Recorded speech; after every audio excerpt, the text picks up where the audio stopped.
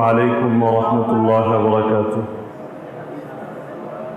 الحمد لله وحده وكفى وسلام على عباده الذين اصطفى أما بعد فأعوذ بالله من الشيطان الرجيم بسم الله الرحمن الرحيم لن ينال الله لحومها ولا دماؤها ولكن يناله التقوى منكم كذلك سخرها لكم لتكبروا الله على ما هداكم وبشر المحسنين. وقال النبي صلى الله تعالى عليه وسلم ما عمل آدمي من عمل يوم النحر أحب إلى الله من إهراق الدم وإنه ليأتي يوم القيامة وأشعارها وأظلافها وإن الدم ليقع من الله قبل أن يقع في الأرض فطيبوا بها نفسا. آمنت بالله صدق الله العلي العظيم وبلغنا رسوله النبي الكريم ونحن على ذلك لمن الشاهدين والشاكرين والعاقبة للمؤمنين والمتقين والحمد لله رب العالمين. জিলহজ মাসের 9 তারিখ আগামীকাল ইনশাআল্লাহ পবিত্র ঈদুল আজহা অনুষ্ঠিত হবে। এই সময় আমাদের জন্য সবচেয়ে বেশি গুরুত্বপূর্ণ হচ্ছে, বিশেষ করে যারা কোরবানি করার নিয়ত করেছি, কোরবানি সংক্রান্ত মাসআলা মাসাইলগুলো ভালোভাবে জেনে নেওয়া। অনেক সময় এমন হয়, কোরবানির পশু ক্রয় করার পর আমরা এই পশুর সঙ্গে সেলফি তোলা, পশুর ছবিগুলো আপ করা, এগুলোর মধ্যে এত বেশি ব্যস্ত হয়ে যায় যে আসল যে মূল বিষয় অর্থাৎ এর মাসালা মাসাইল এগুলো সম্পর্কে অনেক সময় অজ্ঞতা থেকে যায়। যার কারণে কোরবানি যেটা বছরে ঘুরে ঘুরে একবারই আসে, সেই কোরবানি করতে গিয়ে এমন ভুলেরও শিকার হয়ে যায় মানুষ, যার কারণে কারো কারো কোরবানি হয়তো নষ্টই হয়ে যায়। এজন্য এই সময়ে কোরবানি সংক্রান্ত যত মাসাইল রয়েছে সবগুলো সম্পর্কে আমাদের ভালোভাবে জেনে নেওয়া গুরুত্বপূর্ণ। অল্প সময়ে সবগুলো মাসাইল সম্পর্কে এখানে আলোচনা করা সম্ভব নয়। সময়ের মধ্যে যতটুকু কুলায় আমরা কয়েকটা বিষয় সম্পর্কে ইনশাআল্লাহ আলোচনা করব। তবে অনুরোধ থাকবে, যারা আমরা কোরবানি দিতে ইচ্ছুক, আমার সঙ্গে সম্পর্কিত যত বিষয় হতে পারে সবগুলো বিষয় আমি নির্ভরযোগ্য কোনো আলেম থেকে জেনে নেব। সন্দেহের সঙ্গে কোনো আমল করব না, কারণ মুমিনের একটা বৈশিষ্ট্য হলো সে সন্দেহযুক্ত কাজ পরিত্যাগ করে। যেই কাজ করার ব্যাপারে তার অন্তর প্রশান্ত আছে, যেটা নিশ্চিতভাবে হালাল, নিশ্চিতভাবে বৈধ, সেই কাজ সে করে। কিন্তু যেই কাজের ব্যাপারে অন্তরে এক ধরনের সংকোচ কাজ করে, রাসূল হাদিসে বলেছেন জাল ইসমু মা হাকা ফি সাদরিক, গুনাহ হলো সেই জিনিস যেটা করার ব্যাপারে তোমার অন্তরে সংকোচ সৃষ্টি হয়। তো এই কাজগুলো থেকে আমাদের বিরত থাকা দরকার। এক হাদিসেও এসেছে দাই রিবা, সন্দেহ পরিত্যাগ করো, এমন কাজ করো না যেই কাজের ভেতরে সন্দেহ থাকে। আর এক হাদিসে রাসূল বলেন আল হালালু বাইয়িনুন ওয়াল হারামু বাইয়িনুন ওয়া বাইনাহুমা উমুরুন মুতাশাবিহাত লা ইয়ালামুহুন্না কাসীরুম মিনান নাস। হালালও স্পষ্ট, হারামও স্পষ্ট। আর হালাল এবং হারামের মধ্যে কিছু বিষয় এমন আছে যেগুলো অস্পষ্ট, অধিকাংশ মানুষ এই ব্যাপারে জানে না। ফামান ইত্তাকা শুবহাত, যেই ব্যক্তি অস্পষ্ট বিষয়গুলো থেকে বিরত থাকবে, ইস্তাবরা লিদীনিহি ওয়া ইরজি, সে নিজের দ্বীনেরও হেফাজত করতে পারবে, নিজের ইজ্জতেরও হেফাজত করতে পারবে। ওমান ওয়াকা ফি শুবহাত ওয়াকা ফিল হারাম, আর যেই ব্যক্তি সন্দেহজনক কাজে লিপ্ত হতে থাকে সেই ব্যক্তি এক পর্যায়ে হারামে গিয়েও লিপ্ত হয়ে যায়। কাররাই ইয়ারআ হাওলাল হিমা, এটা হচ্ছে ওই ব্যক্তির মতো এমন এক রাখাল যে সীমান্তের পার দিয়ে তার যে পাল রয়েছে, পশুর পাল, সীমান্তের একেবারে পাশ দিয়ে সে তার পাল চড়ায়। তো আশঙ্কা রয়েছে যে কোনো সময়ে সে বর্ডার ক্রস করে ফেলবে এবং ঝুঁকির মধ্যে পড়ে যাবে। এজন্য একজন মুমিনের বৈশিষ্ট্য হওয়া উচিত সে কোনো সন্দেহমূলক কাজ করবে না। আল্লাহ তাআলা আমাদের সবাইকে সর্বপ্রকার সন্দেহ থেকে আমাদের কোরবানিকে হেফাজত করার তৌফিক দান করুন। প্রথম বিষয় হলো কোরবানি কাকে বলে। সকল ফিকহের কিতাব, উদাহরণস্বরূপ ফতোয়া শামির মধ্যে স্পষ্ট লেখা হয়েছে যাবহু হায়াওয়ানিন মাখসুস বিনিয়াতিল কুরবা ফি ওয়াক্তিন মাখসুস। কোরবানি হলো বিশেষ ধরনের প্রাণী বিশেষ সময়ে একমাত্র ইবাদতের নিয়তে জবাই করা। তার মানে সকল প্রকার প্রাণীকে কোরবানি করা যায় না। কোরবানির জন্য বিশেষ কিছু প্রাণী আছে। আমরা জানি 6 ধরনের পশুকে কোরবানি করা যায়। এই 6 ধরনের পশুর মধ্যে এগুলো গৃহপালিত পশু হতে হয়, বন্য হলেও আবার হয় না। উদাহরণস্বরূপ বন্য গরু দিয়ে যদি কেউ কোরবানি করে, কোরবানি হবে? কারণ কোরআনে আল্লাহ স্পষ্ট বলেছেন, লিয়াযকুরু ইসমাল্লাহি আলা মা রাযাকাহুম মিন বাহিমাতিল আনআম।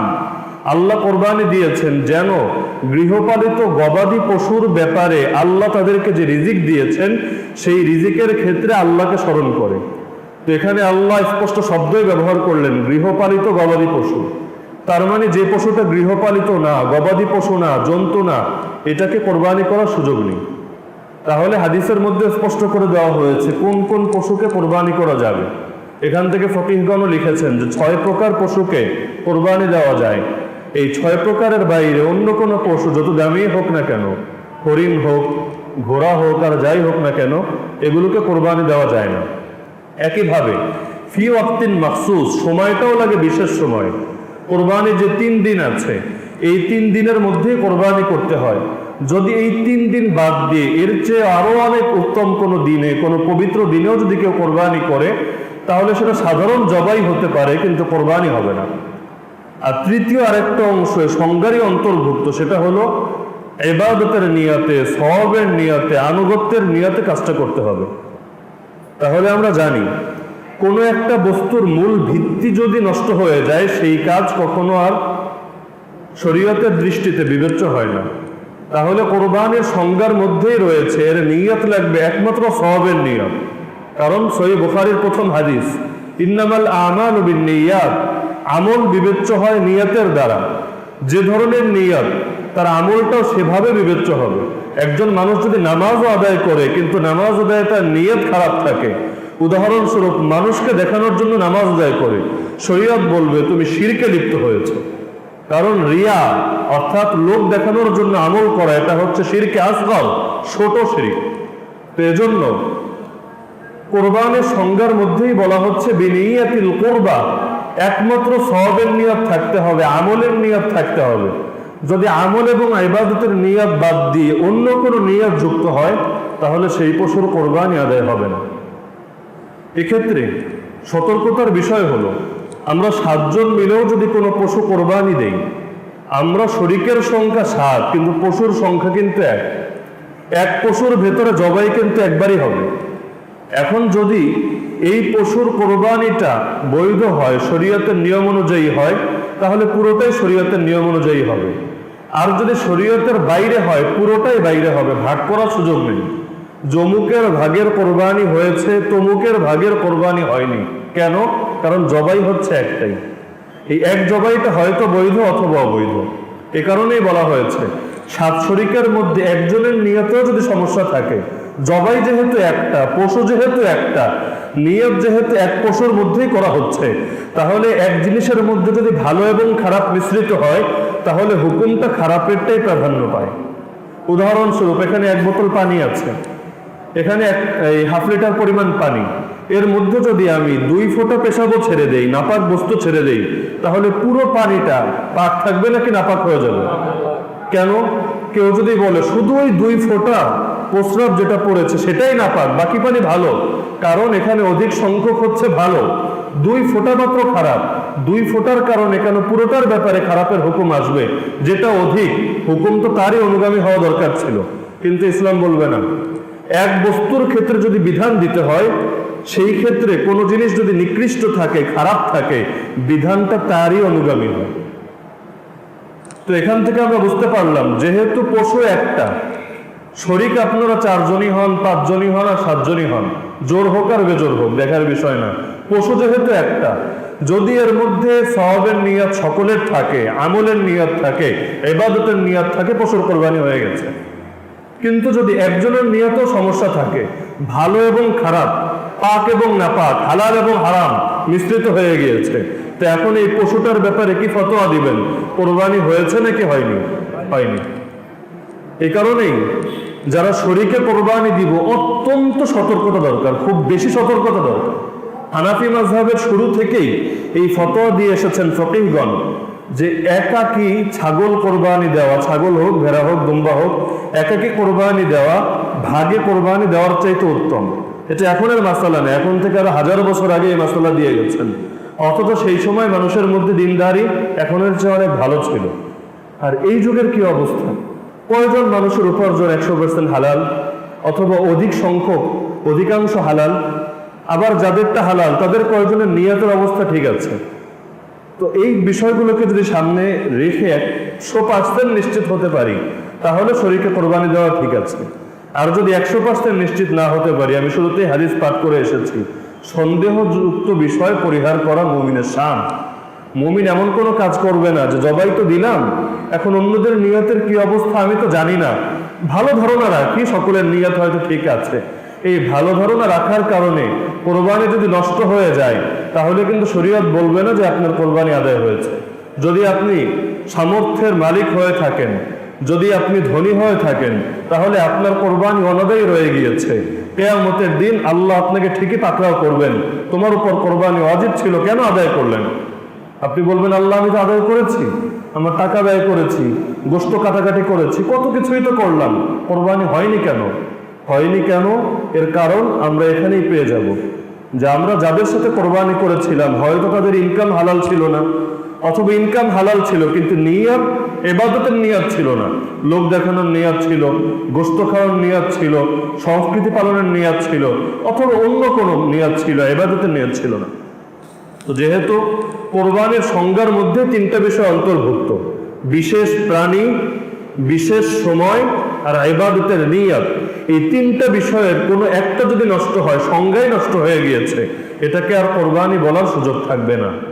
এজন্য কোনো মানুষ যদি কোরবানির নিয়তে পশু কেনে, কিন্তু কোরবানির দিন শেষ হয়ে যায়, যে 3 দিনে কোরবানি দেওয়া যায়, 3 দিন শেষ, 4র্থ দিন সে যদি একেবারে মক্কার ইমাম সাহেবকে ডাকিয়েও যদি কোরবানি করায়, কোরবানি হবে?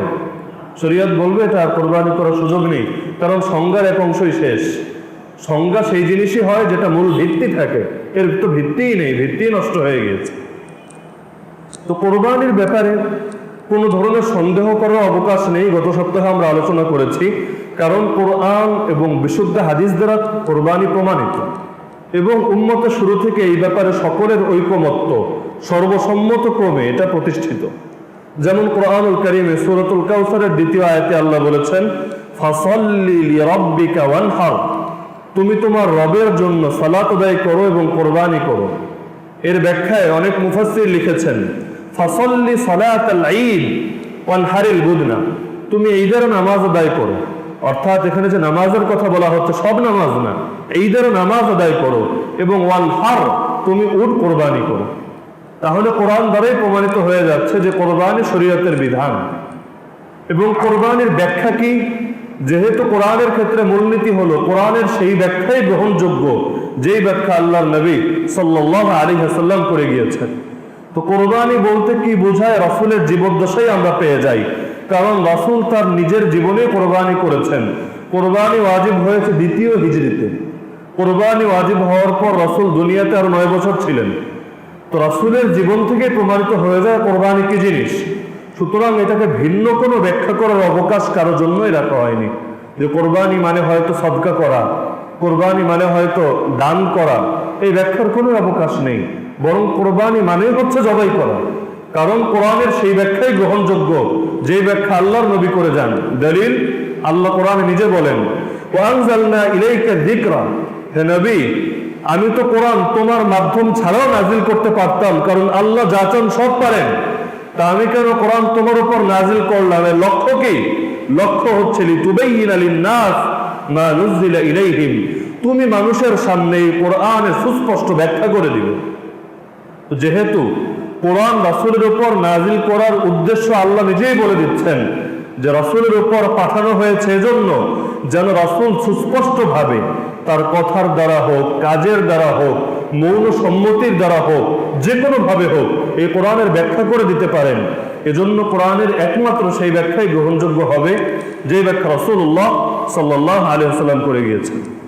এক হাদিসে এসেছে, রাসূলুল্লাহ সাল্লাল্লাহু আলাইহি ওয়াসাল্লাম বলেন, মান কানা লাহু সাআতুন ফালাম ইউদাহি ফালা ইয়াকরাবান্না মুসাল্লানা, যে ব্যক্তির সামর্থ্য আছে, যেহেতু যার সামর্থ্য নেই তার উপর কোরবানি ওয়াজিব হয় না, তো যার সামর্থ্য আছে কিন্তু সামর্থ্য থাকা সত্ত্বেও সেই ব্যক্তি কোরবানি করলো না, সে যেন আমাদের ঈদগাহের নিকটেও না আসে। ঈদগাহে না আসে বলেননি, ঈদগাহের নিকটেও না আসে। কেন? তার মুখ আমি নবী দেখতে চাই না। তো সাধারণ যদি কোনো সুন্নত হতো, কোনো মুস্তাহাব আমল হতো, সুন্নত ত্যাগের কারণে কারো ব্যাপারে এত বড় ধমকি দেওয়া যায় না। রাসূল কোনো হাদিসে বলেননি কেউ যদি তাহাজ্জুদ না পড়ে সে যেন আমাকে মুখ না দেখায়, কেউ যদি মেসওয়াক না করে সে যেন আমার ধারে কাছেও না আসে। কোনো হাদিসে এরকম বলেননি। এত বড় ধমকি সেই জিনিসের ব্যাপারেই দেওয়া যায় যেটা অত্যন্ত গুরুত্বপূর্ণ এবং যা পালন করা সকলের জন্য জরুরি। হ্যাঁ, কোরবানি ওয়াজিব নাকি সুন্নতে মুআক্কাদা এটা নিয়ে বিভিন্ন মাযহাবের মধ্যে মতানৈক্য হয়েছে, এটা ঠিক। হানাফি মাযহাবের মতে ওয়াজিব, কিন্তু অন্যান্য আরো অনেকে বলেছেন সুন্নতে মুআক্কাদা। এই শব্দ দেখে অনেকে বিভ্রান্তিতে পড়ে যায়। সুন্নত দেখলেই ভাবে এটা তো সুন্নত, তাহলে মনে হয় না করলেও সমস্যা নেই। কিন্তু সকল মাযহাবের সকল ফকিহ, এমনকি দুনিয়ার সকল আলেম এই ব্যাপারে একমত যে কোরবানিকে আপনি যেই নামেই নামকরণ করেন, ওয়াজিব বলেন আর সুন্নত বলেন, নিঃসন্দেহে এটা আল্লাহর প্রতীকের অন্তর্ভুক্ত। কোরআনে আল্লাহ বলেছেন শাআইর, আরবি শব্দ যার বাংলা অর্থ হলো প্রতীক। ইসলামের কিছু আমল এমন আছে যেগুলো ইসলামের বিশেষ প্রতীক। প্রতীক যদি নষ্ট হয়ে যায় তাহলে সেই জিনিসকে মানুষ চিনতে পারে না। একজন পুলিশ অফিসার যদি মসজিদে আসে ইউনিফর্ম না পরে, সাধারণ লেবাসে, আপনি কি তার কপাল দেখে চিনতে পারবেন যে পুলিশ? তো একইভাবে ইসলামের কিছু প্রতীক আছে, কিছু চিহ্ন আছে, বিশেষ কিছু নিদর্শন আছে যেগুলো দেখে চেনা যায় যেটা আসলে ইসলাম। যেমনি ভাবে দাড়ি রাখা, খতনা করা অর্থাৎ মুসলমানি করা, হাদিসে বলা হয়েছে এগুলো সকল নবীর সুন্নতের অন্তর্ভুক্ত। কিন্তু এর অর্থ এটা না যে সুন্নত যেহেতু দেখলাম মনে হয় রাখলেও চলে, না রাখলেও চলে, অর্থ এটা না। কারণ স্পষ্ট করে দেওয়া হয়েছে এটা ইসলামের বিশেষ প্রতীক। সকল নবীরা দুনিয়াতে করে গিয়েছেন, এমন একজন নবীও ছিলেন না যাদের ক্ষেত্রে এই কাজগুলো ঘটেনি। যারা মেসওয়াক করেননি, যারা দাড়ি রাখেননি, যারা খতনা করাননি, এরকম একজন নবীর ক্ষেত্রেও ঘটেনি। তাহলে বিশেষ ইবাদতগুলোকে নাম যেটাই দেওয়া হোক না কেন সকলে একমত যেগুলো কোনো হেলাফেলার বিষয় না, বরং বিষয়গুলো এতটা গুরুত্বপূর্ণ যেগুলোকে আল্লাহ এবং তার রাসূল ইসলামের প্রতীক বলেছেন। সুতরাং কোনো ব্যক্তির জন্য এগুলো ছাড়া সুযোগ নেই। এই যে হাদিস বললাম যে সামর্থ্য থাকা সত্ত্বেও যদি কোরবানি না করে সে যেন ঈদগাহের ধারে কাছে না আসে, ইমাম হাকিম রাহমাতুল্লাহ আলাইহি তার মুস্তাদরাক গ্রন্থে এটাকে সহিহ বলেছেন এবং ইমাম যাহাবীও তার সঙ্গে ঐকমত্য পোষণ করেছেন। এত বড় বড় ইমামরা যখন সহিহ বলেন, আমাদের তাদের সঙ্গে ইখতিলাফ করার সুযোগ কোথায়? অন্য হাদিসে রাসূলুল্লাহ সাল্লাল্লাহু আলাইহি ওয়াসাল্লাম আরো স্পষ্ট ভাবে তার নিজের আমলে বর্ণিত হয়েছে। সহিহ মুসলিমের হাদিস, ওয়াকান নবী সাল্লাল্লাহু আলাইহি ওয়াসাল্লাম বিকাবশাইনি আমলাহাইনি আকরানাইন। রাসূলুল্লাহ সাল্লাল্লাহু আলাইহি ওয়াসাল্লাম দুটো কাবশুন, কাবশুন আরবি শব্দ যার বাংলা অর্থ দুম্বা, রাসূল দুটো দুম্বা কোরবানি দিয়েছেন। যে দুম্বা দুটো তাদের গায়ের রং ছিল আমলাহ। আমলাহ শব্দের কি ব্যাখ্যা? অনেক বিভিন্ন মত পাওয়া যায়। এক ব্যাখ্যা হলো সাদা রং, যার গায়ের রং ছিল সাদা। কেউ কেউ বলেছেন না পুরো সাদা না, ধূসর রং, অর্থাৎ সাদার সঙ্গে একটু হালকা মিশ্রণ, ধূসর বর্ণ। আর আকরানাইন, উভয় দুম্বার শিং ছিল। তাহলে রাসূল নিজে কোরবানি করেছেন কয় দুম্বা? দুই দুম্বা। এমন দুই দুম্বা যাদের গায়ের রং ছিল সাদা অথবা ধূসর এবং তাদের শিং ছিল। আকরান বলা হয় এমন দুম্বা বা এমন পশুকে যার কিছুটা বড় শিং আছে, দূর থেকেও দেখা যায়। এরপর হাদিসে বলা হয়েছে যাবাহাহুমা বিয়াদিহি, রাসূল নিজের হাতে জবাই করেছেন। তার মানে সুন্নত কি হুজুর দিয়ে জবাই করানো না নিজের হাতে জবাই করা? কারণ রাসূল যা করেন উম্মতের জন্য সেটাই আদর্শ হয়ে যায়। রাসূল তো রহমাতুল লিল আলামিন, শুধু মানুষের জন্যই রহমত না বরং সমগ্র বিশ্ব জগতের জন্য রহমত ছিলেন। সেই নবী রহমতের নবী হয়েও দুম্বার গলায় নিজে ছুরি চালিয়েছেন। তার মানে আমাদের জন্য উত্তম আদর্শ হলো নিজের হাতে জবাই করা। কারণ কোরআনুল কারীমের 21 নম্বর পারা সূরাতুল আহজাবের 21 নম্বর আয়াতে আল্লাহ স্পষ্ট জানিয়েছেন, লাকাদ কানা লাকুম ফি রাসূলিল্লাহি উসওয়াতুন হাসানাহ, তোমাদের জন্য আল্লাহর রাসূলের জীবনীতে উত্তম আদর্শ রয়েছে। রাসূল যেটা করেছেন সেটাই আমার জন্য আদর্শ। কেউ যদি বলে ওদের ভয় লাগে, জবাই করলে রক্ত দেখলে আমার হার্টবিট বেড়ে যায়, কয়েকদিন ঘুম আসে না, রাত্রে ঘুমালে দেখি একটা পশু শিং নিয়ে এসেছে, আমাকে গুঁতো মেরে ফেলবে, যদি কারো অবস্থা এরকম হয়, তার আরেকটা হাদিস স্মরণ রাখা উচিত। রাসূলুল্লাহ সাল্লাল্লাহু আলাইহি ওয়াসাল্লাম বলেন, আল মুমিনুল কাওয়ি খায়রুন ওয়া আহাব্বু ইলাল্লাহি মিনাল মুমিনিদ দাঈফ। শক্তিশালী মুমিন আল্লাহর কাছে দুর্বল মুমিনের চেয়ে উত্তম এবং অধিক প্রিয়। একজন মুমিন দুর্বল, সে হয়তো তাহাজ্জুদের সালাত আদায় করে, সে হয়তো আরো অন্যান্য নফল আমল করে, কিন্তু সে দুর্বল, ভিতরে সাহস নেই, আল্লাহর দ্বীনের জন্য কোনো কোরবানি করার মতো হিম্মত তার ভেতরে নেই। আরেকজন মুমিন সাহসী, শক্তিশালী, আল্লাহর নবী জানিয়ে দিচ্ছেন এই শক্তিশালী মুমিন আল্লাহর কাছে দুর্বল মুমিনের চাইতে বেশি প্রিয়। এর সবচেয়ে বড় নজির পাবেন আবু বকর রাদিয়াল্লাহু আনহু, যিনি অত্যন্ত কোমল এবং নম্র অন্তরের অধিকারী ছিলেন, বড় বুজুর্গ ছিলেন, কিন্তু আল্লাহর নবী যখন দুনিয়া থেকে চলে যান, তার ওফাত হয়ে যায়।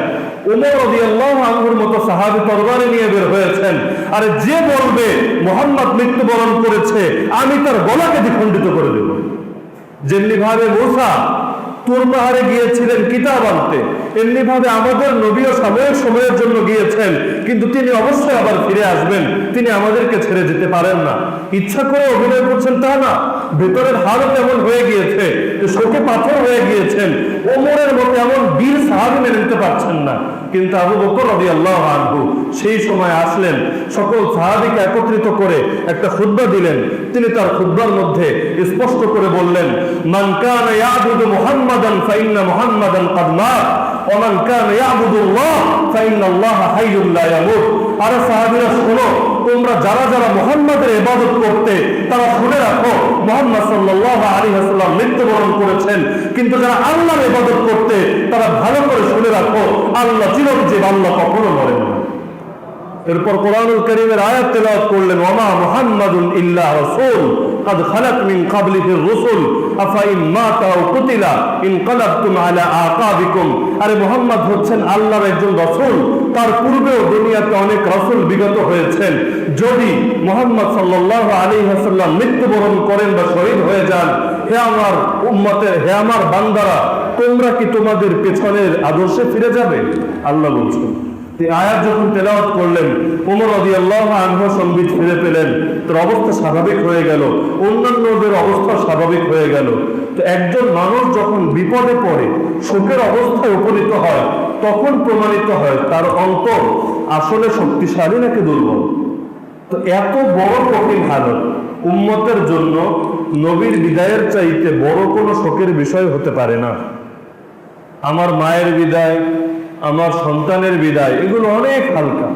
উম্মতের জন্য সবচেয়ে বড় বেদনার বিষয়, শোকের বিষয় হলো তার নবীর দুনিয়া থেকে বিদায়। তার অবস্থা যদি ভিন্ন হয়, তার এখন ঈমান পরিপূর্ণ হয়নি। তো সবচেয়ে বড় শোকের হালতেও যে নিজেকে কন্ট্রোল করতে পারে, যে কোরআনের আয়াতকে স্মরণ রাখে, তো সেই ব্যক্তির অন্তরিত প্রকৃতপক্ষে শক্তিশালী। তো এই হাদিসের আলোকে অনেক মুহাদ্দিস লিখেছেন, এই হাদিসের আলোকে প্রমাণিত হয় যে ওমর রাদিয়াল্লাহু আনহুর চাইতে আবু বকর রাদিয়াল্লাহু আনহুর মর্যাদা বেশি। কিভাবে বেশি বুঝলেন তো? শক্তিশালী মুমিন দুর্বল মুমিনের চাইতে বেশি প্রিয়। আর শক্তির পরীক্ষা হয় কোথায়? যে সময় অবস্থা অনেক কঠিন হয়ে যায়, প্রতিকূল হয়ে যায়। এর আরেকটা দৃষ্টান্ত হচ্ছে হুনাইন। হুনাইনের ময়দানে সাহাবীদের সংখ্যা ছিল 10,000, কিন্তু যখন মুশরিকদের অ্যাটাক এসেছিল, ময়দান ছেড়ে অধিকাংশ সাহাবী এক একজন এক এক দিকে ছোটা শুরু করেছিল, কারণ বৃষ্টির মতো তীর আসছিল, ময়দানে দাঁড়ানোর মতোই কোনো সুযোগ ছিল না। চারিদিক থেকে পাহাড়ের মধ্যে তারা ছড়িয়ে গিয়ে চারিদিক থেকে একসঙ্গে অ্যাটাক করেছিল। তো যেই সময়ে সাহাবীরা এক একজন এক এক দিকে ছড়িয়ে যাচ্ছিল, সেই সময় আল্লাহর নবী সাল্লাল্লাহু আলাইহি ওয়াসাল্লাম নিজে হুনাইনের ময়দানে দাঁড়িয়ে কবিতা আবৃত্তি করছিলেন। শুধু ডাকাডাকি না, কবিতা আবৃত্তি মানুষ কখন করতে পারে? যখন তার নিজের উপর পরিপূর্ণ নিয়ন্ত্রণ থাকে, পরিপূর্ণ স্বাভাবিক অবস্থায় থাকে। অবস্থা যদি খারাপ হয়ে যায়, নিজের উপর কন্ট্রোল না থাকে, সে সময় কি কবিতা মনে আসে নাকি? আল্লাহর নবী ময়দানে দাঁড়িয়ে, যুদ্ধের ময়দানে, এমন সময় যেই সময় এক একজন এক এক দিকে পালাচ্ছে, আল্লাহর নবী দাঁড়িয়ে কবিতা আবৃত্তি করছেন। আনান নাবিয়্যু লা কাযিব আনা ইবনু আব্দুল মুত্তালিব। আমি নবী, আমি কোনো মিথ্যাবাদী না, আমি আব্দুল মুত্তালিবের সন্তান। আমি আল্লাহর পক্ষ থেকে বলেছি বিজয় আসবে, সুতরাং বিজয় অবশ্যই আসবে, হালত যতই খারাপ হয়ে যাবে না কেন। আরে বৃষ্টির মতো যদি তীর আসতে থাকুক না কেন, তারপর ঘাবড়ানোর কিছু নাই। আমার মুখ থেকে কখনো মিথ্যা কথা বের হয় না। আমি ময়দান ছেড়ে পালাবো না। আমি আব্দুল মুত্তালিবের সন্তান, আমার বংশের ঐতিহ্য না যে তারা যুদ্ধের ময়দান ছেড়ে পালাবে। তো এখান থেকেও প্রমাণিত হয় যে রাসূলের মর্যাদা সব সাহাবীর চেয়ে বেশি। কেন? কারণ তার সাহস ছিল তাদের সবার চাইতেও বেশি। তো বলছিলাম, রাসূলের ব্যাপারে সহিহ মুসলিমের হাদিসে বলা হচ্ছে যাবাহা রুমা বিয়াদিহি, নিজের হাতে জবাই করেছেন। এখন নিজের হাতে জবাই প্রসঙ্গ আসলে কেউ বলবে হুজুর দোয়া জানি না, বিশাল দোয়া আছে, এত বড় দোয়া তো আমার মুখস্থ নেই। এই হাদিসের পরেই বলা হচ্ছে রাসূল কি দোয়া করেছেন। বিভিন্ন হাদিস আছে, এখানে বলা হচ্ছে ওয়াসাল্লা ওয়া কাব্বারা। রাসূল প্রথমে বললেন বিসমিল্লাহ, পরে বললেন আল্লাহু আকবার। এতটুকু তো আমরা সবাই পারি না সবাই? বিসমিল্লাহি আল্লাহু আকবার সকলে পারি। দুটোর মধ্যে আলাদা করেও বলা যায় যে বিসমিল্লাহি আল্লাহু আকবার, অথবা দুটোর মধ্যে ওয়া শব্দ যোগ করেও বলা যায় বিসমিল্লাহি ওয়াল্লাহু আকবার, যেটাই বলেন হয়ে যাবে। তাহলে রাসূল নিজের হাতে জবাই করেছেন এবং তিনি বিসমিল্লাহ পাঠ করেছেন এবং আল্লাহু আকবার বলেছেন। এরপর ওয়াদা রিজলাহু আলা সিফাহিমা, রাসূল নিজে জবাই করার সুবিধার্থে দুম্বার গলার পাশে তার পা দিয়ে চেপে ধরেছেন যেন জবাই করা যায়। তো এই হাদিসের আলোকে প্রমাণিত হয় যে জবাই অন্যকে দিয়ে করানো উত্তম নাকি নিজে করা উত্তম? হ্যাঁ, কেউ যদি একেবারেই না পারে, ভয়ের কারণে না, সে হয়তো পারে না, কোনোদিন অভ্যস্তই না এবং শেখার মতো কোনো চেষ্টাও সে করছে না, এই সুন্নতের ব্যাপারে তার অন্তরে কোনো আগ্রহ নাই, এই কারণে যে কারণেই হোক একান্ত পারে না, সে কি করবে? হ্যাঁ, তার জন্য জায়েজ আছে। একটা হলো জায়েজ আর একটা হলো সুন্নত। উত্তম কোনটা? সুন্নত। কোথায় সুন্নত আর কোথায় জায়েজ? জায়েজ আছে অন্যকে দিয়ে কোরবানি করানো জায়েজ, কিন্তু সুন্নত না। সুন্নত হলো নিজে কোরবানি করা।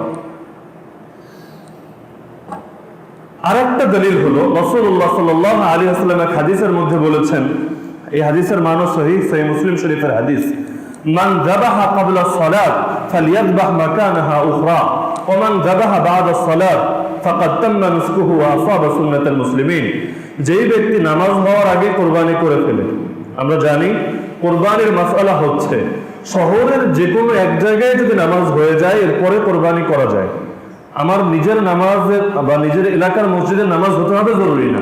যেমন রাজবাড়িতে কোথাও নামাজ হবে 7:30টায়, কোথাও হবে 8টায়, কোথাও 8:30টায়, কোথাও 9টায়, কোথাও 10টার সময় হয়। এখন শহরের যে কোনো এক জায়গায় যদি নামাজ হয়ে যায় এরপরে যদি আপনি কোরবানি করেন, আপনার কোরবানি আদায় হয়ে গিয়েছে। কিন্তু কোথাও নামাজ হয়নি, একেবারে সূর্যোদয় হলো সেই সময় সঙ্গে সঙ্গে কোরবানি করে ফেললেন, আপনার কসাই তারা দিল হুজুর আমার তো আর অনেক জায়গায় যেতে হবে, আমি কোরবানিটা করে ফেলি। তাহলে এভাবে যদি কারো কোরবানি করে ফেলে আর সে সামর্থ্যবান হয়, তার কোরবানি আদায় হয়নি, আর একটা পশু কিনে এনে তাকে কোরবানি করতে হবে। তো রাসূল হাদিসে বলেন যেই ব্যক্তি নামাজের আগে কোরবানি করে ফেলবে তার কোরবানি হয়নি, সে যেন আরেকটা কোরবানি এর স্থলে করে। আর যেই ব্যক্তি নামাজের পরে কোরবানি করবে তার কোরবানি তাম্মা সম্পূর্ণ হয়ে গিয়েছে এবং সে মুসলমানদের সুন্নাহ আদায় করতে পেরেছে। তো যদি কোরবানি আবশ্যক নাই হতো তাহলে এক পশু জবাইয়ের পর রাসূলকে অপরিহার্য করে দিচ্ছেন যার একটা কিনে এনে জবাই করো। তার মানে কি যে চাইলে করলাম না চাইলে না করলাম এরকম? বরং এটা আবশ্যক, গুরুত্বপূর্ণ, করতেই হবে। একটা হলো ফজিলতের দিক আর একটা হলো অপরিহার্যতার দিক। যেমন নামাজ, 5 ওয়াক্ত নামাজ যদি না পড়ি জাহান্নামে যাব। যদি পড়ি, যদি এতটুকু পুরস্কারই দেওয়া হতো তোমার দায়িত্ব আদায় হয়েছে, দায় মুক্ত হয়েছ, জাহান্নাম থেকে মুক্তি পেয়ে গিয়েছো, তাহলেই যথেষ্ট ছিল। কিন্তু আল্লাহ তাআলা অনুগ্রহ করে এতটুকু তো সীমাবদ্ধ রাখেননি, বরং বলেছেন তুমি নামাজ পড়েছো তোমার জন্য হাজার হাজার ফজিলত আছে। এক একটা হাদিসের কিতাবে নামাজের অধ্যায় কখনো কয়েকশো পৃষ্ঠা নিয়েও থাকে, ফজিলতের শেষ নেই। তো এত ফজিলত যে দেওয়া হচ্ছে এটা আমাদের উপর আল্লাহর অনুগ্রহ ছাড়া তো কিছু নেই।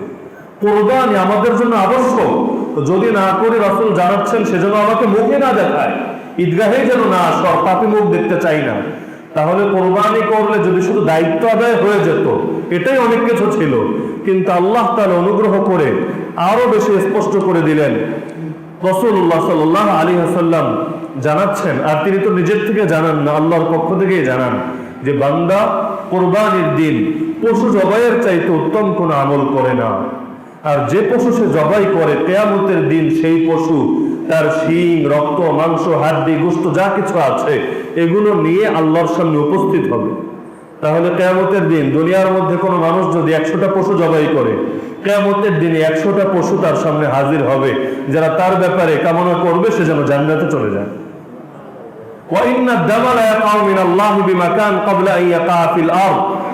আল্লাহর নবী আরো স্পষ্ট করে দিচ্ছেন, আরে পশুর রক্ত মাটিতে পড়ার আগে আল্লাহর কাছে পশুর রক্ত লিপিবদ্ধ হয়ে যায়, এটা আল্লাহর কাছে লেখা হয়ে যায়। তার মানে মাটিতে পড়ে, এটা পরে ঘটে। জবাই করলে মাটিতে পড়তে কি অনেক সময় লাগে? জবাই করতে দেরি হয়, মাটিতে আসতে দেরি হয় না। তার মানে ছুরি চালাতে দেরি, কিন্তু আল্লাহর কাছে এটা লিপিবদ্ধ হতে দেরি হয় না। তো ইন্না দামা লা ইয়াকাউ মিনাল্লাহি বিমাকান ক্বাবলা আন ইয়াকা ফিল আরদ ফাতিবু বিহা নাফসা। এজন্য রাসূল আদেশ করে দিচ্ছেন, তোমরা প্রশান্ত চিত্তে কোরবানি করো। মানে এটাকে ঠেকা মনে করে করো না যে আরে এই 10,000 টাকা দিয়ে তো আমার ব্যবসার পরিধিটা আরেকটু বাড়ানো যেত, দোকানে আরো কিছু মাল উঠানো যেত, এখন না করলে আসলে কেমন হয়, শরীয়ত ঠেকায় দিয়েছে, এখন তো করতে হবেই। তো রাসূল বলছেন এভাবে কোরবানি করো না, ফাতিবু বিহা নাফসা, তোমার অন্তরের প্রশান্তির সাথে কোরবানি করো। আর দুনিয়ার কতটুকু লাভবান হবে তোমার টাকা পয়সা দিয়ে, এই লাভ তো তার চেয়েও অনেক বেশি। আর ইসলামের আরেকটা ফজিলত হচ্ছে, ইসলাম যেই কাজগুলোর ক্ষেত্রে অর্থ ব্যয়ের কথা বলেছে, আল্লাহ তাআলা নিজ অনুগ্রহে এই অর্থের চাইতে বেশি অর্থ বান্দাকে দুনিয়াতেই দিয়ে দেন। হজের ব্যাপারে আমরা সকলে জানি যে হজের একটা ফজিলতে হলো, যারা হজ করে আল্লাহ তাআলা তাদের অভাব দূর করে দেন যদি কবুল হজ করতে পারে। একইভাবে যারা যাকাত দেয় আল্লাহ তাআলা তাদের সম্পদ বাড়িয়ে দেন। এখন সাধারণ মস্তিষ্কে প্রশ্ন আসতে পারে, একজন মানুষের কয়েক কোটি টাকা আছে, যার যাকাতের পরিমাণও বড় একটা অ্যামাউন্ট, তো টাকা দিলে টাকা তো কমে, বাড়ে না, কিন্তু হাদিসে বলা হচ্ছে টাকা দিলে বাড়ে। এটা কেমন কথা? এটা বুঝতে চাইলে বড়ই গাছ দিয়ে বুঝতে পারেন। বড়ই গাছ এবছর বড়ই হয়েছে, বড়ই পাড়া শেষ, এরপর কি করে? ডালগুলো কেটে দেয় না? নাকি আপনাদের এলাকায় দেয় না? দেয়। কেন ডাল কেটে দেয়? বাচ্চারা কান্নাকাটি করে, কিরে আব্বু ডাল কাটছো কেন? কি সুন্দর ফল ছিল, আগামী বছরও ফল খেতাম, তুমি দেখি গাছটা মেরে ফেলছো। আমারও মনে আছে ছোটবেলায় কষ্ট লাগতো, এরকম গাছপালা কেটে ফেলছে, কেমন দেখা যায়, কিছু একেবারে শুকনো কাঠ দাঁড়িয়ে আছে। কিন্তু মানুষ কাটে কেন? পরের বছর যেন আরো ভালো ফসল আসে। তো বাহ্য দৃষ্টিতে মনে হয় কমে যাচ্ছে, কিন্তু পরিণামের বিচারে আসলে কমে না, বাড়ে। একইভাবে যাকাত দিলে মনে হয় কমে, কিন্তু হাদিস জানাচ্ছে কমবে না, বাড়বে। আর কিভাবে বাড়বে তুমি বুঝতেও পারবে না। রিজিক তো আল্লাহ দেন, রিজিক তো তোমার সম্পদ দেয় না, তোমার ব্যবসা দেয় না, তোমার দোকান দেয় না, আল্লাহ রিজিক দেন। তিনি কিভাবে দিবেন তিনিই ভালো জানেন। কোরআনে আল্লাহ জানিয়েছেন, ইয়াকুনু ফুকারা ইউগনিহুমুল্লাহু মিন ফাদলি। প্রথমে আল্লাহ আদেশ দিলেন, যারা অবিবাহিত তোমরা তাদেরকে বিয়ে করিয়ে দাও। এখন বিয়ের প্রসঙ্গ আসলেই প্রথম চিন্তা হলো, হুজুর খাবে কি? এতদিন তো খেত, এতদিন হয়তো গ্রিল খেত, পোলাও কোরমা খেত, একেবারে সারাদিন চাইনিজ খেতে থাকতো, এখন বিয়ে করলে খাবে কি? সত্য না খেয়ে মরবে। তা আল্লাহ নিজে স্পষ্ট করে দিচ্ছেন, ইয়াকুনু ফুকারা ইউগনিহুমুল্লাহু মিন ফাদলি, যদি অভাবী হয়ে থাকে বিয়ে করে দেখো, আল্লাহ নিজে অনুগ্রহে তোমাদেরকে সচ্ছল বানিয়ে দিবেন। সামান্য কিছু দিবেন বলেননি, ইউগনি মানে ধনী বানিয়ে দেওয়া, সচ্ছল বানিয়ে দেওয়া, অর্থাৎ কারো দিকে মুখাপেক্ষী থাকবেন। এক সাহাবী বিয়ে করার পরে এসে বললেন, হুজুর বিয়ে তো করেছি কিন্তু অভাব তো যায় না। কোরআনের আয়াতের ব্যাপারে সন্দেহ নাই, নিঃসন্দেহে আমি এই আয়াত মানি, কিন্তু বিয়ে করলাম কতদিন হয়ে গেল, এখন অভাবে পড়ে আছি, আসলে হিকমতটা বুঝে আসছে না। রাসূল বলেন, ঠিক আছে যে আরেক বিয়ে করে ফেল। আরেক বিয়ে করে আসলো, কিছুদিন পরে সে বলল, হ্যাঁ আল্লাহ রাসূল, আল্লাহ তাআলা আমাকে এখন অনেক সচ্ছলতা দিয়েছে। দুনিয়াতে যে আসে সে তার রিজিক নিয়েই আসে। কারো বউ স্বামীর রিজিক খায় না, সন্তান বাপের রিজিক খায় না, যার রিজিক সেই খায়। আপনি তো রিজিক আসার একটা মাধ্যম মাত্র, আল্লাহ চাইলে এই মাধ্যম ছাড়াও তো রিজিক দিতে পারেন। স্বামী মরে গেলে কি বাকিরা না খেয়ে মরে যায় নাকি? আল্লাহ তাআলা একটা না একটা ব্যবস্থা করেই রাখেন, কারণ আল্লাহ তাআলা নিজে জানিয়েছেন সূরা হুদের আয়াত 12 নম্বর পারার প্রথম আয়াতই এটা, ওয়ামা মিন দাব্বাতিন ফিল আরদি ইল্লা আলাল্লাহি রিজকুহা। দুনিয়ার মধ্যে এমন কোনো প্রাণীও নেই, মানুষ তো পরের কথা, সাধারণ কোনো জন্তু জানোয়ার এমন নেই যার রিজিকের দায়িত্ব আল্লাহ নিজে নেন। তো এই সকল আয়াত এবং হাদিসের আলোকে স্পষ্ট হয়ে গেল যে কোরবানি করা আবশ্যক এবং কোরবানি করা দরকার অন্তরের সন্তুষ্টির সঙ্গে। কারণ কোরবানি করলে ইনশাআল্লাহ আখিরাতে তো প্রতিদান পাওয়া যাবে, দুনিয়াতেও কমবে না, দুনিয়াতেও আল্লাহ বাড়িয়ে দেবেন। এখন আরেকটা বিষয় আমরা বুঝে নিতে পারি, যদিও আল্লাহ তাআলার যত আদেশ আছে আমরা নিঃসন্দেহে মানি, সেগুলোর রহস্য, সেগুলোর তাৎপর্য বুঝে আসুক বা না আসুক, গত সপ্তাহে সম্পর্কে আলোচনা হয়েছে। এরপরও যদি কোনো আমল করার ক্ষেত্রে তার রহস্য আমাদের ভেতরে জাগ্রত থাকে, যেগুলো বোঝা সম্ভব, তাহলে আশা করা যায় সেই আমলের ক্ষেত্রে আমাদের অন্তরে আরো বেশি স্পৃহা পাবো, বেশি প্রেরণা পাবো। তো কোরবানি করার হিকমত আসলে কি, এটা বোঝার আগে আরেকটা আমলের কথা বোঝেন। হাদিসে বলা আছে, উম্মে সালামা রাদিয়াল্লাহু তাআলা আনহা উম্মুল মুমিনিন, তার থেকে বর্ণিত হাদিস, সহিহ হাদিস, রাসূলুল্লাহ সাল্লাল্লাহু আলাইহি ওয়াসাল্লাম জানিয়েছেন, যখন জিলহজের 10 দিন শুরু হয় আর তোমাদের কেউ কোরবানি করতে চায়, সে যেন তার নখ চুল না কাটে। অনেকে জানেন এটা, জিলহজের 10 দিন যখন শুরু হয়, 10 দিন শুরু হওয়ার আগে নখ চুল যা কিছু আছে কাটার কেটে ফেলতে পারে, 10 দিন শুরু হওয়ার পর যেন না কাটে। উম্মে সালামা রাদিয়াল্লাহু আনহা থেকে বর্ণিত হাদিস, একাধিক সনদে বর্ণিত হয়েছে, সবগুলোর মান সহিহ। এই হাদিসের তাৎপর্য কি? 10 দিন নখ না কাটলে কি ফজিলত? কোরবানি করার সাথে এর কি সম্পর্ক? আবার বলা হচ্ছে যারা কোরবানি করতে চায় তারা যেন করে, যারা কোরবানি করতে চায় না তাদের ক্ষেত্রে কি মাসালা, আলাদা বিষয়। যারা কোরবানি করতে চায় তাদের ক্ষেত্রে কেন বলা হলো যে তারা 10 দিন পর্যন্ত কাটবে না, এবং কাটবে কখন? ঈদের দিন সকালেও না, কাটবে পশু জবাই করার পরে।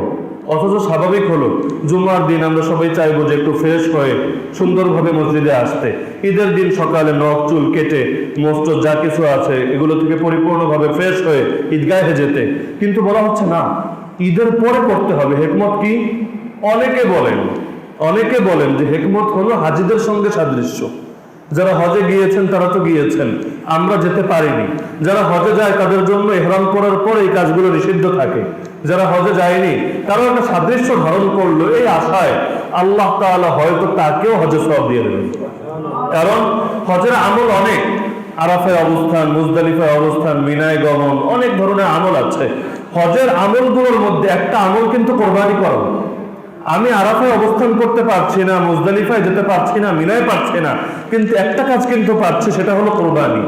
তো হাজিদের সব কাজ পারলাম না, একটা কাজ করলাম, আর আরেকটা কাজের ক্ষেত্রে সাদৃশ্য ধারণ করলাম, নখও কাটলাম না, চুলও কাটলাম না, আর আল্লাহর কাছে আশা করলাম যে আল্লাহ আমার তো হজের ব্যাপারে নিয়ত 100%ই আছে, তুমি তৌফিক দেওনি তাই আমি যেতে পারিনি, যতটুকু পেরেছি এখানে বসে তাদের সাদৃশ্য ধারণ করলাম, আল্লাহ তুমি আমাকে হজের সওয়াব দিয়ে দাও। এটা কেউ ব্যাখ্যা করেছেন, কিন্তু বিশুদ্ধ ব্যাখ্যা এটা না। মানে বিশুদ্ধ বলতে শক্তিশালী ব্যাখ্যা এটা না। তাহলে শক্তিশালী ব্যাখ্যা কি? শক্তিশালী ব্যাখ্যা হলো আল্লাহর নবী চাচ্ছেন কোরবানি যেই ব্যক্তি করবে, যেহেতু কোরবানি করা রক্তের বদলে রক্ত, আকিকা নাম তো সবাই শুনেছেন, সন্তান জন্ম হওয়ার পর আমরা আকিকা করি। কেন করি? যে কোনো কিতাব খুলেন লেখা থাকবে এটা হচ্ছে রক্তের বদলে রক্ত। তার মানে আপনার সন্তান, আল্লাহ তাকে একটা প্রাণ দিয়েছেন, এই প্রাণের বিনিময়ে আপনি আরেকটা প্রাণীকে আকিকা করেন, তার পক্ষ থেকে জবাই করলেন। তো যখন করলেন তাহলে আশা করা যায় আল্লাহ তাআলা এর বিনিময়ে আপনাকে বিপদ থেকে বাঁচাবে। যেমন রাসূলুল্লাহ সাল্লাল্লাহু আলাইহি ওয়াসাল্লামের পিতা নাম কি? আরে বলেন না, একটু সারা শব্দ দেবেন। নাম কি? আব্দুল্লাহ। তা আব্দুল্লাহ, তার ব্যাপারে আমরা সকলে জানি ইসমাইল আলাইহিস সালামের ক্ষেত্রে যে ঘটনা ঘটেছিল, ইসমাইল আলাইহিস সালামের ক্ষেত্রে কি ঘটনা ঘটেছে? যে বাবা স্বপ্ন দেখেছে সন্তানকে জবাই করতে হবে। এই ধরনের একটা বিষয় কিন্তু রাসূলের বাবা আব্দুল্লাহর ক্ষেত্রে ঘটেছিল। তার ব্যাপারেও বিস্তারিত ঘটনায় যাচ্ছি না, তার ব্যাপারেও এই সিদ্ধান্তে সকলে উপনীত হলো যে তাকে আল্লাহর পথে জবাই করে দিতে হবে। কিন্তু আল্লাহর পথে জবাই যদি তিনি হয়ে যেতেন, তার বংশ থেকে কিভাবে রাসূলুল্লাহ সাল্লাল্লাহু আলাইহি ওয়াসাল্লাম আসতেন? তাহলে বিকল্প একটা মাধ্যম দরকার। আল্লাহ তাআলা তার বাবা আব্দুল মুত্তালিব তাকে স্বপ্নযোগে আল্লাহ তাআলা মাধ্যম দেখিয়েও দিলেন। অবশেষে তিনি আব্দুল্লাহর পক্ষ থেকে 100টা উট জবাই করলেন। তো এটা দেখানোর উদ্দেশ্য যে রক্তের বদলে রক্ত, আব্দুল্লাহর প্রাণ বেঁচে গেল। আর আব্দুল্লাহর বদলে 100টা উট জবাই হলো। ইব্রাহিম আলাইহিস সালামের ঘটনা, ইসমাইল আলাইহিস সালাম বেঁচে গেলেন, তার বদলে আসমানের একটা দুম্বা, জান্নাতের একটা দুম্বা তিনি জবাই করলেন। আকিকার ক্ষেত্রেও দেখা যাচ্ছে রাসূলুল্লাহ সাল্লাল্লাহু আলাইহি ওয়াসাল্লাম নিজে হাসান রাদিয়াল্লাহু আনহুর পক্ষ থেকে আকিকা করেছেন, হুসাইন রাদিয়াল্লাহু আনহুর পক্ষ থেকে আকিকা করেছেন। তার মানে রক্তের বদলে রক্ত, এই বিষয়টা ইসলামে আগ থেকে স্বীকৃত। তো এ থেকে প্রমাণিত হয় কোরবানি তো দিচ্ছেন আপনার সন্তানের পক্ষ থেকে না, আকিকা সন্তানের পক্ষ থেকে। কোরবানি দেয় কার পক্ষ থেকে? নিজের পক্ষ থেকে।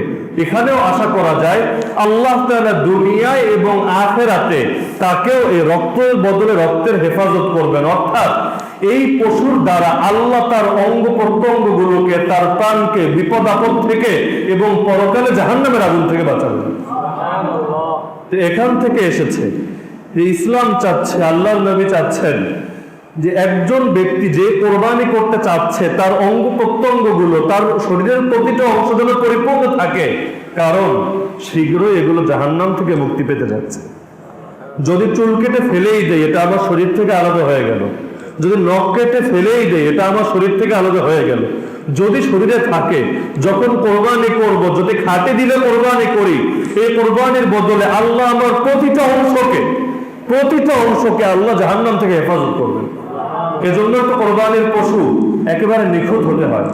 এক পা নাই, এক চোখ নাই, দাঁত নাই, সেই এমন ভাবে ভেঙে গেছে যে মস্তিষ্কে আঘাতপ্রাপ্ত হয়েছে, এমন পশু দ্বারা কোরবানি হয়? কারণ যেই পশুর উদাহরণস্বরূপ এক পা নেই, এক হাত নেই, এমন পশু যদি কোরবানি করেন, তাহলে আপনার একটা হাত কি জাহান্নাম থেকে মুক্তি পাওয়া থেকে বাইরে থাকবে? যে পুরো শরীরের সব অঙ্গ মুক্তি পেয়ে গেল, একটা হাতের ব্যাপারে ফয়সালা হলো এটা জাহান্নামী, এটা তো হওয়া উচিত না। বরং একজন মানুষ জাহান্নামী হলেও ফুল বডি জাহান্নামী হবে, জান্নাতি হলেও ফুল বডি জান্নাতি হবে। এজন্য কোরবানির পশু বাছাই করার ক্ষেত্রেও বলা হয়েছে এমন পশু বাছাই করো যেই পশুর অঙ্গ প্রত্যঙ্গ গুলো পরিপূর্ণ। কারণ ওর একটা হাতের বদলে তোমার একটা হাত, এই পশুর একটা পায়ের বদলে তোমার একটা পা, এই পশুর দাঁতের বদলে তোমার দাঁত, এই পশুর প্রতিটা অঙ্গের বিনিময়ে তোমার প্রতিটা অঙ্গ জাহান্নাম থেকে মুক্তি পেয়ে যাবে। তো কোরবানির তাৎপর্য তো অনেক। একটা তাৎপর্য হচ্ছে এটা, আর একটা তাৎপর্য হচ্ছে উম্মতের জন্য জরুরি হলো নবীদের আদর্শ জিন্দা রাখা।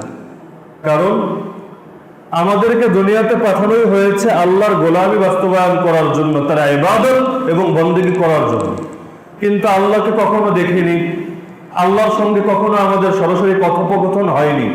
কিভাবে বুঝবো কোন কাজ করলে আল্লাহ রাজি আর কোন কাজ করলে আল্লাহ নারাজ?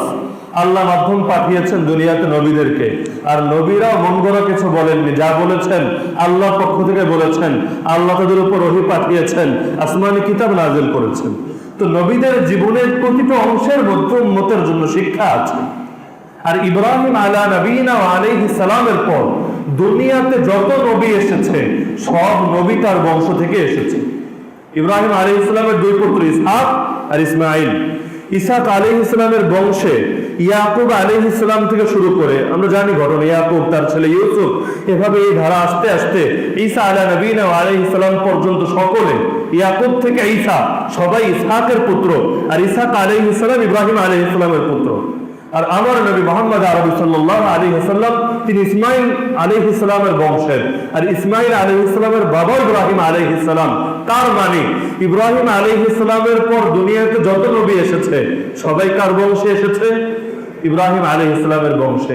এজন্যই তাকে বলা হয় জাতির পিতা। কোন জাতির? ইহুদি জাতির? খ্রিস্টান জাতির? কোন জাতির? মুসলিম জাতির পিতা। অনেকে কারণ বোঝে না যে মুসলিম জাতির পিতা যে বলা হয়, কেন বলা হয়? আরে বলা হয় এই কারণে, তোমাদের যত নবী আছে, তারপরে দুনিয়াতে যত নবী এসেছে সব নবী তার বংশ থেকেই এসেছে। এজন্য তারপরে যত নবী এসেছে সকলে মিল্লাতে ইব্রাহিমের, অর্থাৎ ইব্রাহিম আলাইহিস সালামের আদর্শের দাওয়াত দিতেন। এবং যত উম্মত ছিল তারা সবাই বলতো আমরা আমাদের পিতা ইব্রাহিমের আদর্শের উপর আছি। আল্লাহ কোরআনে স্পষ্ট জানিয়েছেন। ইহুদিরা বলতো আমরা ইব্রাহিমের আদর্শের উপর আছি, খ্রিস্টানরা বলতো আমরা ইব্রাহিমের আদর্শের উপর আছি, মক্কার মুশরিকরাও বলতো আমরা ইব্রাহিমের আদর্শের উপর আছি। আল্লাহ বলেছেন তোমরা দাবি করো ঠিক আছে, কিন্তু কারো দাবি বাস্তবসম্মত না। একমাত্র মুসলমানদের দাবি বাস্তবসম্মত। কেন?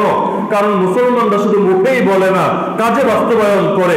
ইব্রাহিম আলাইহিস সালাম যেমন শিরক করতেন না, ইব্রাহিম আলাইহিস সালাম যেমন বিদআত লিপ্ত হতেন না, ইব্রাহিম আলাইহিস সালাম যেমন তাওহীদের উপর ছিলেন, দ্বীনের উপর ছিলেন, ইবাদত গুজার ছিলেন, সব ক্ষেত্রে আল্লাহর বিধান বাস্তবায়ন করতেন। এই সবগুলো বৈশিষ্ট্য না ইহুদিদের মধ্যে পাওয়া যায়, না খ্রিস্টানদের মধ্যে পাওয়া যায়, আর না মুশরিকদের মধ্যে পাওয়া যায়। সবগুলো একমাত্র মুসলমানদের মধ্যেই পাওয়া যায়। এমনকি মুসলমান নামটাও রেখে গিয়েছেন তিনি। কোরআনে আল্লাহ স্পষ্ট জানিয়েছেন, হুয়া সাম্মাকুমুল মুসলিমিন, ইব্রাহিম তোমাদের নাম রেখে গিয়েছেন মুসলমান। নামটাও পেয়েছি তার থেকে। এজন্য ইব্রাহিম আলাইহিস সালামের জীবনের প্রতি কোরআনে বিশেষভাবে তাকিদ দেওয়া হয়েছে।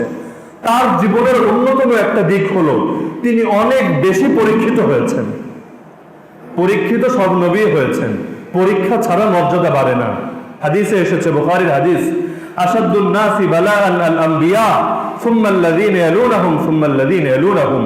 সবচেয়ে কঠিন পরীক্ষায় আক্রান্ত হন নবীরা, এরপর নবীদের যত কাছাকাছি যে ব্যক্তি তার পরীক্ষাও তত বেশি, তাদের কাছাকাছি যারা তাদের পরীক্ষাও তত বেশি। তার মানে যে যত আল্লাহর প্রিয় বান্দা তার পরীক্ষাও তত বেশি। আজকের যুগে এসে নাম শুনি এক একজন ইমামে আজম ইমাম আবু হানিফা রাহমাতুল্লাহ আলাইহি, কিন্তু তার যুগে এই ইমামের লাশ বের হয়েছিল জেলখানা থেকে। ইমাম বুখারীর নাম কে না জানে, শ্রদ্ধার সঙ্গে তাকে স্মরণ করে, কিন্তু ইমাম বুখারীকে তার দেশ থেকে বের করে দেওয়া হয়েছে। ইমাম ফারাসি রাহমাতুল্লাহ আলাইহি হানাফি মাযহাবের ভিত্তি দাঁড়িয়ে আছে তার কিতাবের উপর, আরে তাকে কূপের মধ্যে ফেলে রাখা হয়েছে বছরের পর বছর। এমনকি এই যে কিতাব আল মাবসুত 30-32 খণ্ডের বিশাল কিতাব, এই কিতাব লিখেছেন সেই কুয়ার ভিতর থেকে। তো আজকের যুগে এসে এক একজনের নাম শুনি, কিন্তু প্রত্যেকের জীবনে যদি পুরো অবাক হয়ে যাব।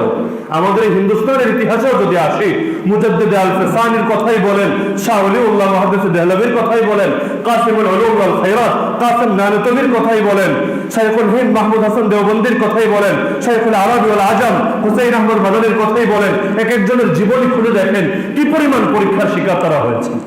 এমনকি শাহজালাল, শাহপরার আরো যাদের নাম শুনেন, এক একজনের জীবনী পড়ে দেখেন, আরে শাহজালাল মুজাররাদি ইয়ামানিকে তো এই অঞ্চলে এসে জিহাদ করতে হয়েছে।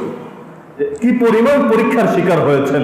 আমার নবীকে 3 বছর নির্বাসনে রাখা হয়নি, সমাজ থেকে বিচ্ছিন্ন, জেলখানার মতোই জীবন। এমনকি কেউ লেনদেনও করেনি। সাহাবীরা গাছের পাতা খেতে খেতে তাদের মলগুলো ছাগলের মলের মতো হয়ে গিয়েছে। কি এক করুণ জীবন। তো একজন মানুষের উপর পরীক্ষা আসা এটা কোনো খারাপ বিষয় না, বরং এটা সৌভাগ্যের আলামত।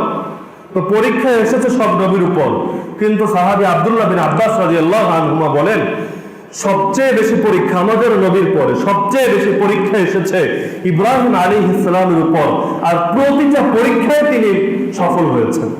কখনো আগুনে ফেলা হয়েছে, সেটাই সফল। ছেলে জবাইয়ের আদেশ দিয়েছেন, সেটাই সফল। ইব্রাহিম আলাইহিস সালামের কথা কোরআনে বারবার এসেছে, অসংখ্য আয়াতে এসেছে, তোমরা ইব্রাহিমের আদর্শকে আঁকড়ে ধরো। তো তার জীবনের অন্যতম আদর্শ হলো এই জবাইয়ের আদর্শ। যদিও প্রথমে আদেশ দেওয়া হয়েছিল সন্তান জবাইয়ের, আল্লাহ তাআলা পরীক্ষা নেওয়ার পর সহজ করে দিয়েছেন, দুম্বা জবাইয়ের কথা বলেছেন। কিন্তু ইসলাম আমাদের থেকে এটাই চায় যে আমাদের দিলের প্রেরণা এমন হবে, ইসলামের জন্য যদি নিজের সন্তানকেও কোরবান করা লাগে, মুসলমান সেটা করতেও রাজি থাকবে। দলিল কি? রাসূল হাদিসে বলেন, তোমাদের কেউ ততদিন পর্যন্ত মুমিনি হতে পারবে না যতদিন না আমি নবী তার কাছে তার বাবা, তার সন্তান এবং দুনিয়ার সব মানুষের চেয়ে বেশি প্রিয় হবে।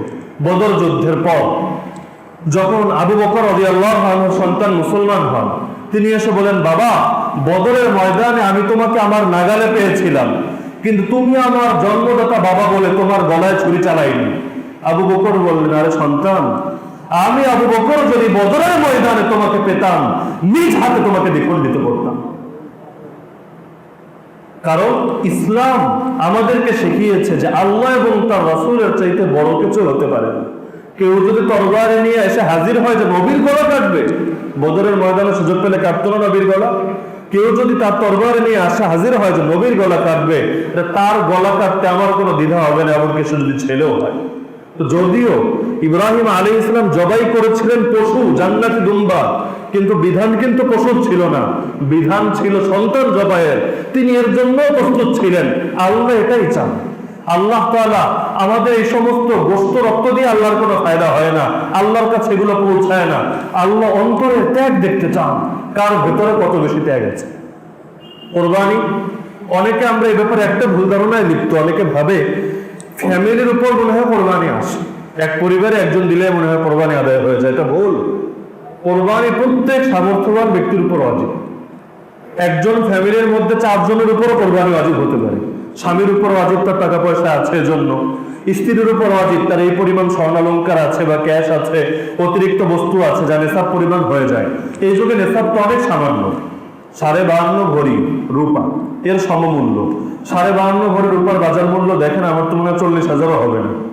আল্লাহ ভালো জানেন, বাজারে খোঁজ নিলেই তো জানা যায় 52.5 ভরি রূপা অথবা এর সমপরিমাণ সম্পদ এটা নাই কার সমাজে। খুঁজলে দেখা যাবে অনেক ব্যাচেলর পার্সনেরও আছে।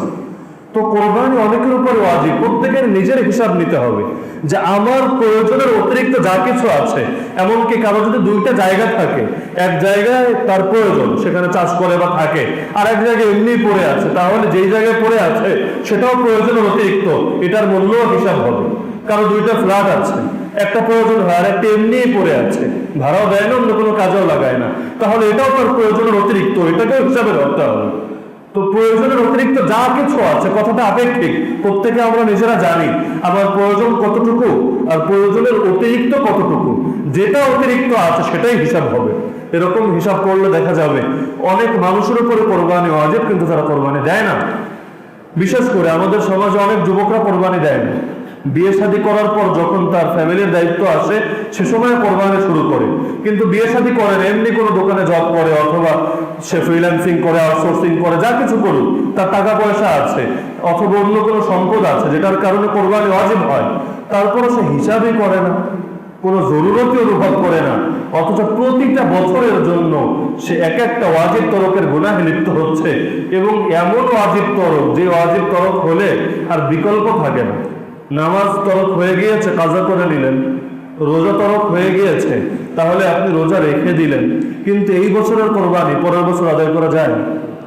অথবা বুড়ো হওয়ার পর একসঙ্গে 80 বছরের কোরবানি আদায় করব, আদায় হবে? যেটা ছুটে গেছে সেটা কিন্তু গেছেই। এমনকি কোরবানির 3 দিন পার হওয়ার পর পুরো দুনিয়ার সব সম্পদ যদি দান করে দেন, এটা কোনোদিনও সেই পশু জবাইয়ের সমান তো দূরের কথা, ধারে কাছেও হবে। এজন্য প্রত্যেকের নিজের হিসাব নেওয়াটা বেশি জরুরি। কেউ একটা প্রশ্ন করতে পারেন, কোরবানির ব্যাপারে আল্লাহ জানিয়েছেন যে কোরবানি দিয়েছেন তিনি শুকরিয়ার জন্য, বান্দা যেন তার শুকরিয়া আদায় করে, তার কৃতজ্ঞ হয়। কিন্তু পশু জবাইয়ের সঙ্গে শুকরিয়ার কি সম্পর্ক? কৃতজ্ঞ মুখ দিয়ে আলহামদুলিল্লাহ বলার দ্বারা হতে পারে, টাকা পয়সা দান করার দ্বারা হতে পারে, কিন্তু পশু জবাইয়ের ক্ষেত্রে কিভাবে শুকরিয়া হয়? এই ক্ষেত্রে আমাদের জন্য শিক্ষণীয় ব্যাপার হলো কোরআনুল কারীমের সূরা দুহা, ওয়াদ-দুহা ওয়াল-লাইলি ইযা সাজা। এই সূরার শেষে আল্লাহ বলেছেন, ওয়া আম্মা বিনি'মাতি রাব্বিকা ফাহাদ্দিস, তুমি তোমার রবের নিয়ামত বর্ণনা করো। রবের নিয়ামত কিভাবে বর্ণনা করবে? যেমন এক হাদিসে বলা আছে, আল্লাহ তাআলা ভালোবাসেন কোন বান্দাকে যদি তিনি নিয়ামত দেন, সেই নিয়ামত তার শরীরে প্রকাশিত থাকবে। উদাহরণস্বরূপ, আল্লাহ কাউকে কোটি কোটি টাকা দিয়েছেন, সে এখন 30 টাকা গজের কাপড় পরে, এটা তার নিয়ামতের বর্ণনা না, বরং আল্লাহ ভালোবাসেন যে তার নিয়ামত তার শরীরে প্রকাশিত থাকবে, শুকরিয়া হিসাবে, লোক দেখানোর জন্য না, মানে প্রদর্শনের জন্য, নিজেকে বড় প্রকাশ করার জন্য, অথবা আলাদা ক্রেডিট হিসাবে আমি আইফোন ব্যবহার করি, একটা গর্বের বিষয়। আমি BMW গাড়ি চালাই, আমার গাড়িটা একেবারে লেটেস্ট মডেল, এগুলোর জন্য না, বরং আল্লাহ তাআলা তাকে দিয়েছেন, আল্লাহ তাআলা শুকরিয়া হিসাবে সেটা প্রকাশ করছে, আল্লাহ তাআলা এটা ভালোবাসেন। তো এখানে বলা হচ্ছে আয়াতে, তুমি তোমার রবের নিয়ামত বর্ণনা করো। আমার রব আমাকে সামর্থ্য দিয়েছেন, আমার উপর কোরবানি ওয়াজিব। আমি কোরবানি করার পর শরীয়ত আমাকে বলবে তোমার জন্য উত্তম হচ্ছে এটাকে 3 ভাগ করো। কারণ রাসূলের ব্যাপারে বর্ণিত হয়েছে হাদিসে, তিনি তার কোরবানির পশুকে 3 ভাগ করেছিলেন। 1 ভাগ নিজেদের খাওয়ার জন্য, 1 ভাগ পাড়া প্রতিবেশী আত্মীয় স্বজন যারা আছে তাদের জন্য, আর 1 ভাগ দুস্থ অসহায় গরিবদের জন্য। তাহলে একজন মানুষ কোরবানি করার পর সে যদি কিছু গরিব দুঃখীকে দেয়, কিছু রান্না বান্না করে মেহমানদারির ব্যবস্থা করে, অথবা অন্যান্যদের বাসায় বস্তু উপহার হিসাবে পাঠায়, এটা কি আল্লাহর নিয়ামতের বর্ণনা হচ্ছে না?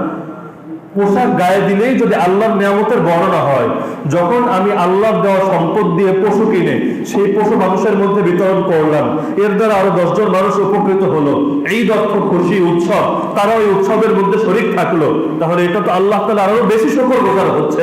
আল্লাহ আমাকে দিয়েছিলেন, তাতে আমি শরীক করছি। কোরবানির দিনকে বলা হয় আল্লাহর মেহমানদারির দিন, যেদিন আল্লাহ তার বান্দার মেহমানদারি করেন। কিভাবে করেন?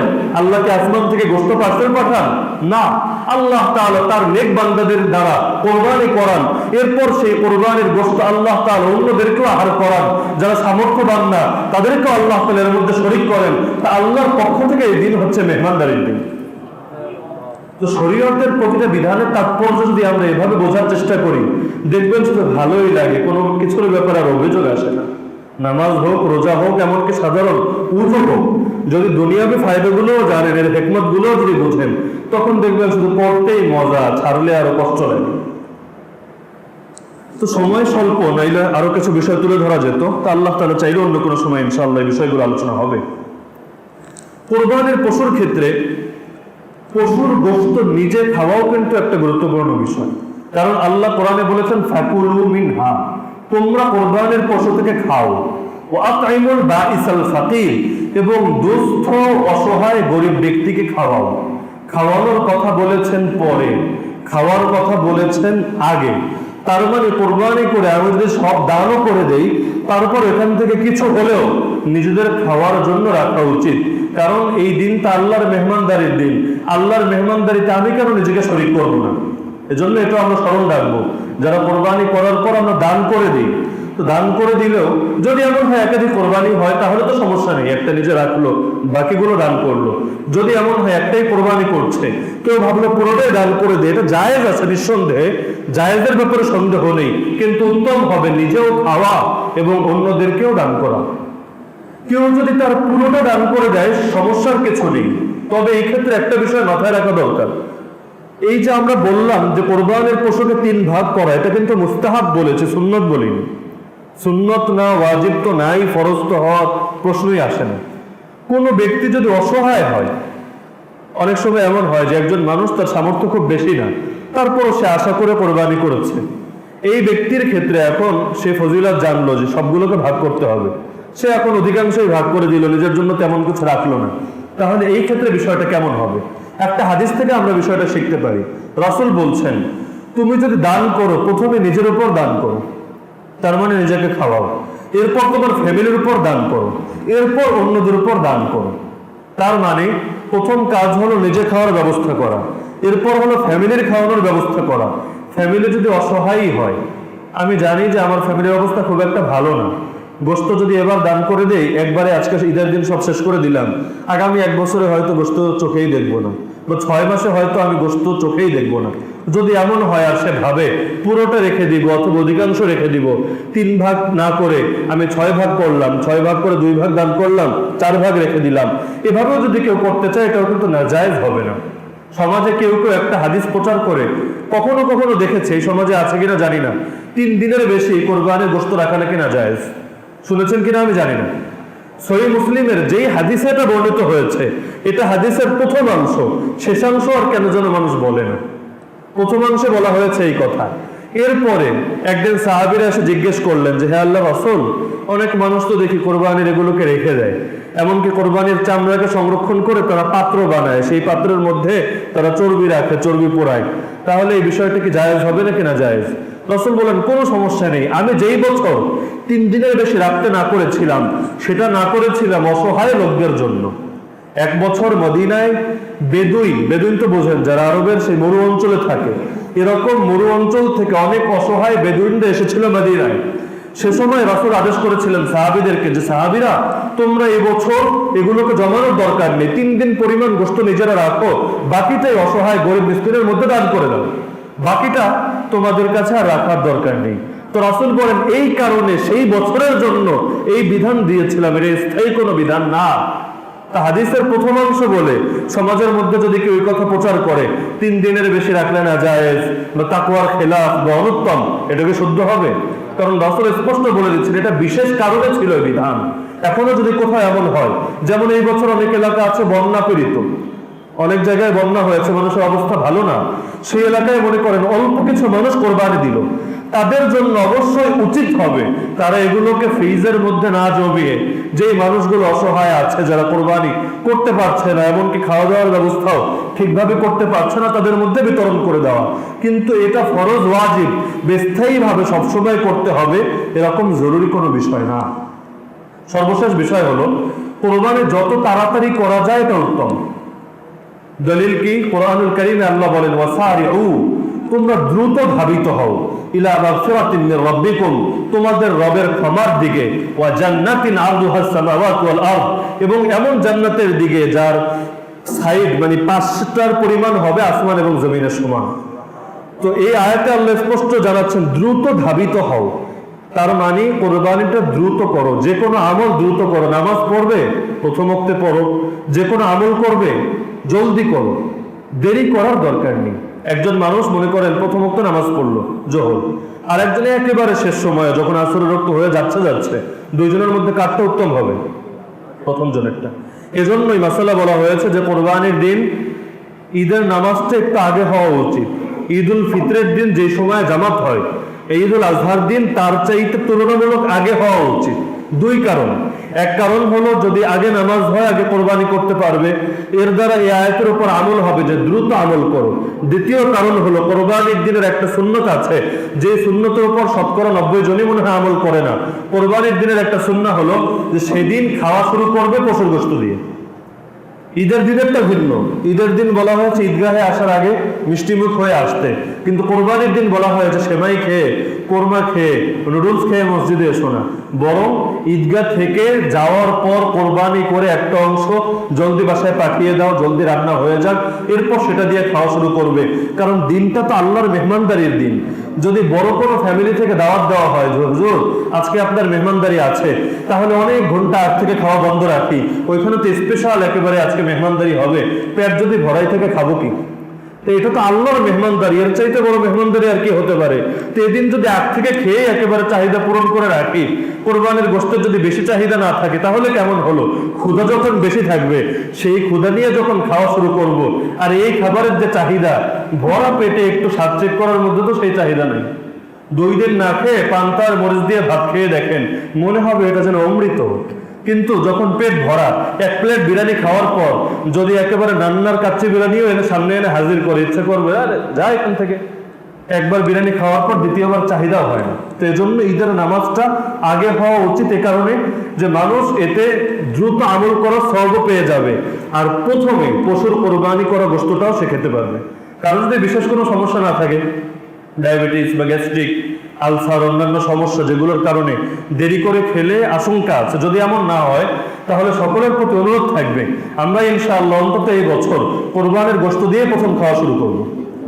একটা সুন্নতের উপর যদি আমল হয়, যেই সুন্নত সমাজে কমে গেছে বা অপ্রচলিত হয়ে গিয়েছে, তাহলে হাদিসে তো আছে যেই ব্যক্তি একটা সুন্নাহ মারা যাওয়ার পর সেই সুন্নাহকে জিন্দা করে তার জন্য শহীদের সওয়াব হয়েছে।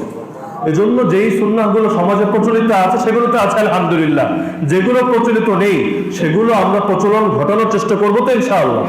যেমন একটা সুন্নাহ শুরুতে বলে এসেছে নিজের হাতে জবাই করা, চেষ্টা করি নিজের হাতে এবছর জবাই করার, কসাইয়ের থেকে পরামর্শ নেই, অন্যান্যদের থেকে পরামর্শ নেই।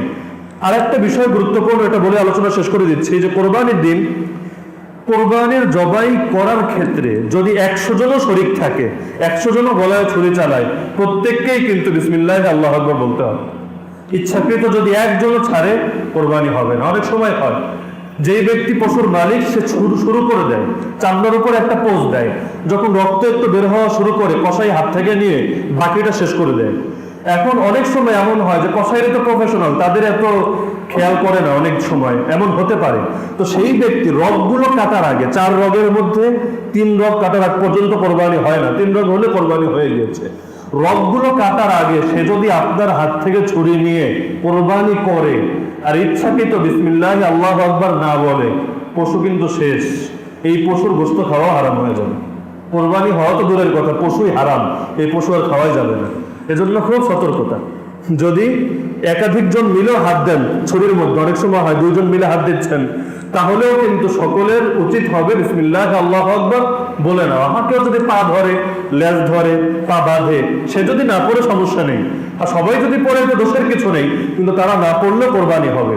আর এখন তো কেউ যদি নিজের হাতে জবাই নাও দেন, তার জন্য সুন্নত হলো জবাইয়ের কাছে উপস্থিত থাকা। কারণ রাসূলুল্লাহ সাল্লাল্লাহু আলাইহি ওয়াসাল্লাম তার প্রিয় কন্যা ফাতেমা রাদিয়াল্লাহু আনহাকে বলেছিলেন, হে ফাতেমা, তুমি কোরবানির পশুর কাছে উপস্থিত থেকো। তো এখান থেকে বোঝা আসে যদি নিজে জবাই নাও দেয়, তারপর উপস্থিত থেকে সেখানে দেখবে এবং সে শরীক থাকবে। আর পশু জবাইয়ের ক্ষেত্রে আমাদের কসাইরা একটা কাজ করে তাদের সুবিধার জন্য, কিন্তু এই কাজটা করা মাকরুহ। সেটা হলো, জবাই তো আপনার 3 রাকাতের পর জবাই হয়ে গিয়েছে, এরপর পশুটা যেন তাড়াতাড়ি নিস্তেজ হয়ে যায় এবং তারা তাড়াতাড়ি গোশত বানিয়ে বাসায় ফিরতে পারে, এজন্য মাঝখানে হাড্ডির মাঝখানে এখানে সাদা একটা রক থাকে, এখানে একটা তারা চাপ দেয়, ছোট একটা ছুরি নিয়ে একটা আঘাত করে। কেন? যেন পশুটা তাড়াতাড়ি নিস্তেজ হয়ে যায়। এটা মাকরুহ। কারণ কোরবানির পশু নিস্তেজ হওয়ার আগ পর্যন্ত, জবাই করার পর নিস্তেজ হওয়ার আগ পর্যন্ত তার কোনো ধরনের কিছু করা যাবে না।